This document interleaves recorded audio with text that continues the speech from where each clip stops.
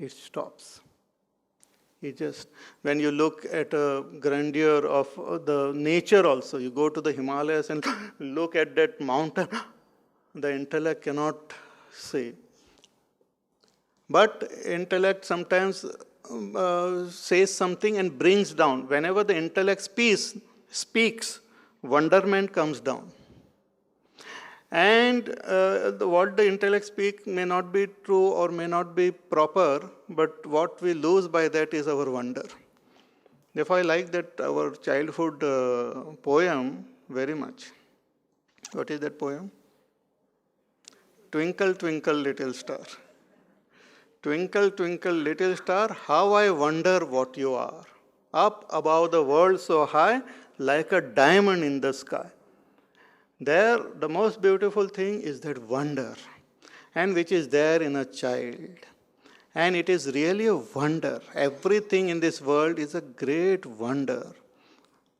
I am not saying that we should not gain knowledge, but that knowledge is not of that object. It is about it. Like a bird flying in the sky, it's a wonder. But when we say, oh, the wings are flapping and the buoyancy and the air currents and this and that, by that explanation, the wonderment doesn't become less. But we lose to see that wonder. We fail to see that wonder. Like a seed, yesterday also, that day also I was saying that from a seed, a huge tree coming, taking the material from that earth, same earth, it builds up a beautiful tree with all flowers and fruit and all. It's a great wonder. But when we start explaining with osmosis and science and all those, whatever it is, then we lose that. So similarly, that explanation is not the thing. Explanation is just a objective analysis or commentary on that. Even explanation cannot be complete. Why the sugar is sweet, nobody can explain. What is the structure of that sugar, what are the chemical composition and all those things can be explained. But why that sugar is sweet, nobody can tell. It's a great wonder. So, when one talks about this Atma and one follows this path and finally recognizes it, even now when we listen to it as a wonder. But when we finally experience it, realize it, it will be seen as the greatest of all wonder.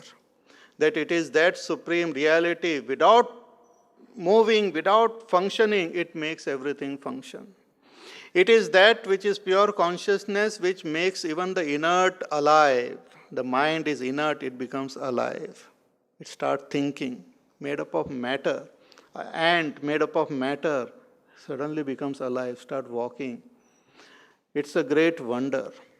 So, Ascharyavat Pashyati, one who sees that in the state of realization, then that Mahatma sings in that wonderment. Ascharyavat Pashyati. Ascharyavat Vadati Tatheva Chanyaha, and one who speaks about it, the great realized masters, the teachers, they speak about it as a great wonder. See, whatever we talk about is about the known. This Atma is not only unknown, but it is unknowable. It cannot be known by any means of knowledge.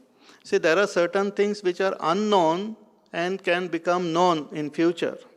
There are certain mysteries of this world which are unknown and can become known when we develop proper technology to know them.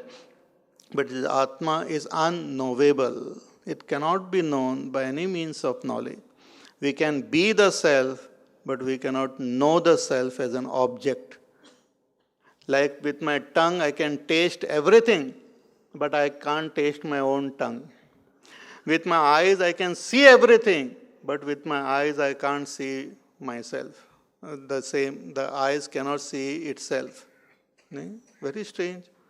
I have got the capacity to see, why can't it see itself? It can't. Similarly, because of the self, everything is known, but self itself remains unknown, but we can remain as the self.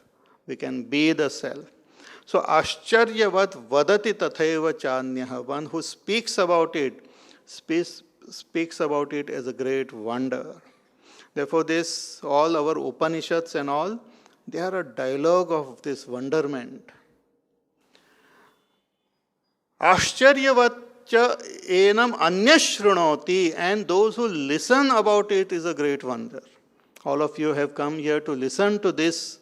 It's a great wonder. Because there is something which deep within which prompts us, which propels us towards it. Everyone is not propelled towards it. See, many people are there there are these four things which we need in our life. One is we need our security, food, clothing, shelter. Then we seek pleasure. Then we seek to become good. We seek to become more perfect. We seek to become better. But finally, we seek enlightenment. And there are very few who get this desire to gain enlightenment. We like to worship Buddha, but we may not like to become Buddha. We like to worship Krishna, but we may not like to become Krishna. We like to worship even sadhu sannyasis. We do namaskar, Hari Om, Hari Om. But if our child or we think of becoming, we say, "Mujhe banna hai baba." So we have respect in a strange way, but we don't want to be like that. Why? Because we have interest in something else. दूर से नमस्कार करने के लिए अच्छा है.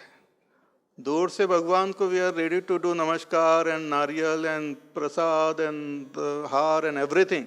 But Bhagwan says, why don't you come and stand with me? Both of us will give Ashirwad to the world. Says, no, मेरे को सिनेमा देखने जाना है. That I can't do it.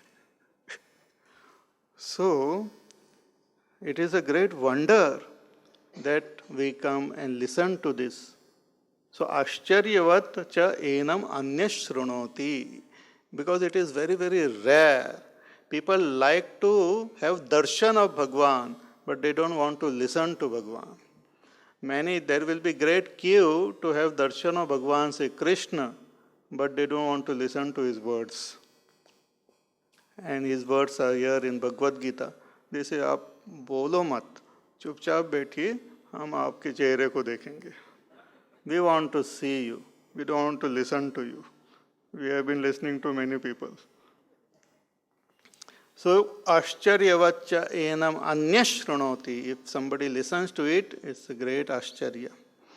And again, the greatest Ascharya, Shrutvapi enam vedana chaiva kaschet. Even after listening to it, one doesn't understand.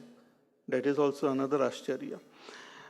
Doesn't understand means it cannot be understood as an object. Because the one who tries to understand itself is that self. I am the self. Whatever I know is different from me. The knowing myself is called realizing myself. That term for knowing myself is realization, Atma Sakshatkar. Anything other than the self, what I know it as an object. I know it through words.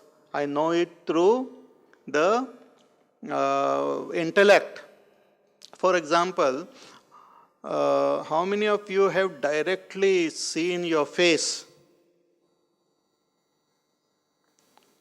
Actually like this, like I am looking at the book, not through the mirror, not through a video or a photograph, but directly who has seen their face? I have not seen. You can't see. With my eyes, whatever I see is outside there. I can't see my own face. But that doesn't mean I don't have a face. Similarly, Atma is such that it cannot be seen, it cannot be known, but it doesn't mean it is not there. It is that because of which everything is known. It is that because of which I can think, I can feel. So to recognize it, to know it objectively, it's not possible. So even after listening, we cannot know it objectively, but we can be that self. So ascharyavat pashyati kaschidenam. One is that one looks at it as a wonder, and if a person looks at it, that itself is a wonder. One who speaks on it is a wonder, and one speaks on it as a wonder. To speak on it is also a wonder, and one who speaks on it, he speaks on it as a wonder only. Atma is spoken as a great wonder. Ascharyavat chayanam anyashrunoti. One listens to it as a wonder, and if somebody listens to it, it is a wonder. Both meaning are there. किसी ने अगर सुन लिया, it's great.